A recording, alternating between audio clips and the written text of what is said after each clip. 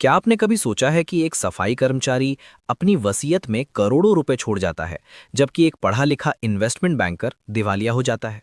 ये सारा खेल दिमाग का है। हेलो दोस्तों, पैसा सिर्फ एक कागज का टुकड़ा या डिजिटल नंबर नहीं है, बल्कि ये हमारी सोच, हमारे फैसले और हमारी जिंदगी की दिशा तय करता है।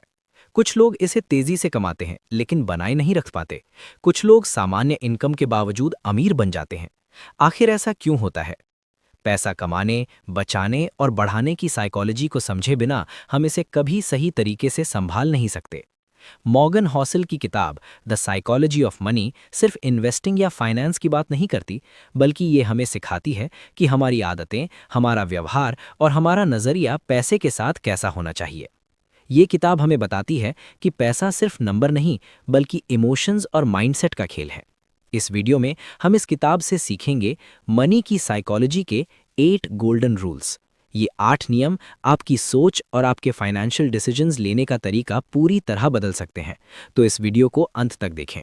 नियम 1, कोई भी पागल नहीं है। No one is crazy. पैसे की दुनिया में कदम रखते ही हम ये मानकर चलते हैं कि जो निर्णय हम लेते हैं वे पूरी तरह से तर्कसंगत हैं, लेकिन असल में ये सच नहीं है। हम में से हर कोई अपने अनुभवों, अपनी परवरिश और उन कहानियों से प्रभावित होता है जो हमने बचपन से सुनी है। उदाहरण के लिए, एक व्यक्ति जो 1950 के दशक में पला बढ़ा, उसने ग्रेट डिप्रेशन का दौर नहीं देखा, लेकिन उसका दादा, जिसने उस दौर में बेरोजगारी और भुखमरी का सामना किया, वो पैसे को एक अलग नजरिए से देखेगा। वो बचत को सबसे महत्वपूर्ण मानेगा, जबकि उसका पोता, जो एक स्थिर अर्थव्यवस्था में बड़ा हुआ है, वो निवेश और जोखिम लेने में ज्यादा रुचि रख सकता है। सीख, दोनों में से कोई भी गलत नहीं है, बस उनके अनुभव अलग हैं। हमें दूसरों के फाइनेंशियल फैसलों को जज नहीं करना चाहिए, क्योंकि हमें नहीं पता कि उनका अतीत क्या रहा है। रूल 2, नियम 2, भाग्य और जोखिम। Wealth is what you don't see, यानी दौलत वो है जो दिखाई नहीं देती। जो महंगी कारें और घड़ियां हम बाहर देखते हैं, वो दौलत नहीं, बल्कि खर्च है। असली दौलत वो निवेश और बैंक बैलेंस है जो अभी तक खर्च नहीं हुआ है। हम सफलता को अक्सर कड़ी मेहनत और समझदारी का नतीजा मानते हैं, लेकिन क्या वाकई ऐसा ही होता है? क्या सिर्फ मेहनत ही बिल गेट्स को अमीर बना सकती थी?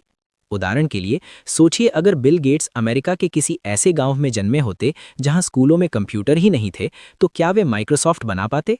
बिल गेट्स मेहनती थे, लेकिन वे भाग्यशाली भी थे कि उनका स्कूल अमेरिका के उन गिने चुने स्कूलों में से एक था जहां सबसे पहले कंप्यूटर आए थे। उनके दोस्त केंट इवेंस, जो बिल गेट्स जितने ही होशियार थे, एक पहाड़ चढ़ने की दुर्घटना में मारे गए। ये जोखिम का उदाहरण है। सीख, सफलता और असफलता में भाग्य और जोखिम का बहुत बड़ा हाथ होता है। अगर कोई फेल होता है तो जरूरी नहीं कि वो आलसी था, और अगर कोई सफल है तो जरूरी नहीं कि उसने सब कुछ सही किया। इसलिए खुद की सफलता पर घमंड ना करें और दूसरों की असफलता पर उन्हें जज ना करें। रूल 3, कभी भी पर्याप्त नहीं। Never enough. पैसे की दौड़ में फिनिश लाइन हमेशा आगे खिसकती रहती है। चाहे कोई अरबपति हो या नौकरी पेशा, हर कोई और ज्यादा की चाहत रखता है। आज के सोशल मीडिया के दौर में इनफ यानी पर्याप्त को समझना और मुश्किल हो गया है। दूसरों की रंगीन लाइफ देखकर अपनी शांति को खतरे में ना डालें। तुलना ही खुशी की चोर है। उदाहरण के लिए, रजत गुप्ता, पूर्व सीईओ मैकिन्जे और बर्नी मैडॉफ। रजत गुप्ता के पास पहले से ही $100 मिलियन थे, जो कई पीढ़ियों के लिए काफी थे, लेकिन उन्हें बिलियनियर बनना था। इस लालच में उन्होंने इनसाइडर ट्रेडिंग की, अपना मान सम्मान खोया और जेल गए। उन्हें पैसों की जरूरत नहीं थी, लेकिन उन्हें इनफ का मतलब नहीं पता था। सीख, अपनी पर्याप्त यानी इनफ की सीमा तय करें। अगर आप संतोष करना नहीं सीखेंगे तो चाहे कितना भी कमा लें, आप कभी खुश नहीं रह पाएंगे। सबसे कीमती चीजें सेहत, परिवार, दोस्त और सुकून पैसे से नहीं खरीदी जा सकती। रूल 4, चमत्कारी चक्रवृद्धि, कंपाउंडिंग। पैसे को बढ़ाने का सबसे बड़ा रहस्य क्या है? सही जवाब है समय और कंपाउंडिंग। उदाहरण के लिए, हम वॉरेन बफेट को दुनिया का सबसे महान निवेशक मानते हैं, लेकिन क्या आप जानते हैं कि उनकी 84.5 बिलियन डॉलर की संपत्ति में से लगभग 81.5 बिलियन डॉलर उनके 65वें जन्मदिन के बाद आए? उन्होंने 10-11 साल की उम्र में निवेश शुरू किया और बुढ़ापे तक जारी रखा। अगर वे 30 साल की उम्र में निवेश शुरू करते और 60 में रिटायर हो जाते, तो शायद आज हम उनका नाम भी नहीं जानते। सीख, निवेश में सबसे महत्वपूर्ण चीज पैसा नहीं, बल्कि समय है। धैर्य रखें, कंपाउंडिंग को अपना काम करने दें। रातों रात अमीर बनने की स्कीम से बचें, क्योंकि वे अक्सर जोखिम भरी होती हैं। रूल 5, धनवान बनना बनाम धनवान बने रहना। अमीर बनना आसान है, लेकिन अमीर बने रहना बहुत मुश्किल है। अमीर बनने के लिए आपको जोखिम लेना पड़ता है, आशावादी होना पड़ता है, लेकिन अमीर बने रहने के लिए आपको डर और विनम्रता चाहिए। हमेशा अपने प्लान में गलती की गुंजाइश रखें। अगर आपका सारा प्लान इस बात पर टिका है कि सब कुछ सही होगा, तो आपका प्लान खराब है। एक अच्छा फाइनेंशियल प्लान वो है जो तब भी टिक जाए जब बाजार गिर रहा हो या आपकी नौकरी चली जाए। उदाहरण के लिए, बर्नी मैडॉफ जैसे लोग अमीर तो बने, लेकिन अपने लालच और गलत फैसलों के कारण सब कुछ गंवा बैठे। वहीं वॉरेन बफेट ने न सिर्फ पैसा कमाया, बल्कि उसे सुरक्षित रखा। उन्होंने कभी भी ऐसा जोखिम नहीं लिया जो उनकी पूरी संपत्ति को खत्म कर दे। इसलिए अपनी सफलता को हमेशा के लिए ना माने। हमेशा एक सेफ्टी नेट या इमरजेंसी फंड रखें। ये मानकर चलें कि कल कुछ भी गलत हो सकता है, इसलिए सुरक्षा और बचत को प्राथमिकता दें। Rule 6, tells you win. आप आधी बार गलत होकर भी अमीर बन सकते हैं। इसे लॉन्ग टेल का सिद्धांत कहते हैं। उदाहरण के लिए, एप्पल और अमेज़न जैसी कंपनियों को देखिए। अमेज़न ने फायर फोन जैसे कई प्रोडक्ट्स बनाए जो फेल हो गए, लेकिन उनके कुछ प्रोडक्ट्स जैसे AWS और प्राइम इतने सफल हुए कि उन्होंने सारी असफलताओं की भरपाई की और भारी मुनाफा कमाया। सीख, एक निवेशक के रूप में आपके 10 में से 5 फैसले गलत हो सकते हैं, लेकिन अगर बाकी के 5 फैसले सही हैं और बड़े मुनाफे वाले हैं, तो आप जीत जाएंगे। छोटी मोटी हार से ना डरें, बड़े गेम में बने रहें। रूल 7, स्वतंत्रता। पैसे का सबसे बड़ा उद्देश्य क्या है? महंगी कार या बड़ा घर? नहीं, पैसे की सबसे बड़ी ताकत यह है कि ये आपको आपके समय पर कंट्रोल देता है। उदाहरण के लिए, एक व्यक्ति जो लाखों कमाता है लेकिन दिन के 14 घंटे ऑफिस में ऐसी नौकरी में बिताता है जिसे वो नापसंद करता है, वो अमीर होकर भी गरीब है।